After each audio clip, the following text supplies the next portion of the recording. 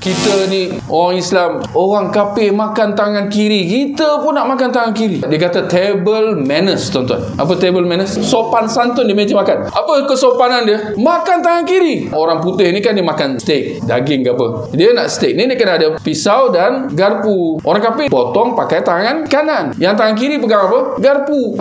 Ni dia adab dia. Adab ta'am. Adab makan minum. Potong tangan kanan, cucuk, masuk. Ada satu video. Kawan ni, dia nak ngajar protokol. Saya kata, kau ajar ajaran sesat ni. Ajar orang makan tangan kiri. Kau ni Islam ke tidak? Dia dah pakai coat semua dah. Tapi kat atas tu songkok lah. Tapi, subhanallah. Celaru secelaru-celarunya. Kalau orang kafir memang dia makan macam tu. Datang kita ni orang Islam, anak bangsa Melayu, dia tak tahu apa segala apa prinsip semua celaru. Inilah adab dia. Subhanallah. Macam mana jadi macam tu? Kadang-kadang kita lalu kat mana-mana gerai, restoran, kenduri kahwin. Orang yang makan minum tangan kiri ni, minum. Macam mana ni? Kenapa jadi macam tu?